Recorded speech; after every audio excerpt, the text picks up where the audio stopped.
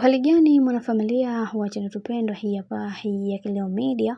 Kama ndo mara yako kwanza basi usisahau kusubscribe, kulike, kushare pamoja na kucomment. Bwana Esma Pacha ampongeza Zuchu kwa kuweza kumfanya awe wa thamani kwake na kusema kwamba Zuchu, wewe ni mwanamke bora na ni mwanamke mwenye hekima katika maisha ya bwana mkubwa Diamond Pacha. Hivyo hatuna budi kuweza kukufanya ukawa wa thamani, kwa sababu unatambua ni kitu gani ambacho unachokifanya na unatambua lipi jema na lipi baya.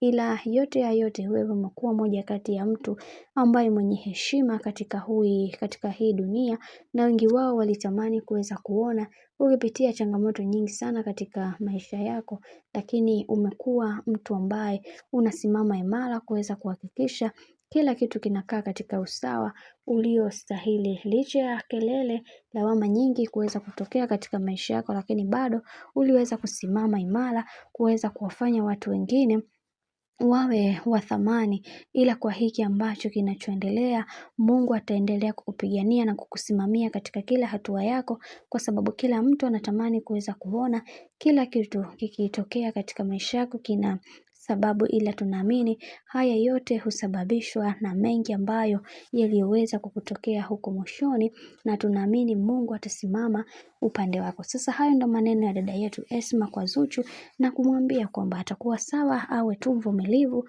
kwenye kila hatua ambayo anayopitia bibi Zuchu, kwa sababu amekuwa moja kati ya mwanamke ambaye mara zote anapitia changamoto nyingi, hasa linapokuja swala la ndoa yake.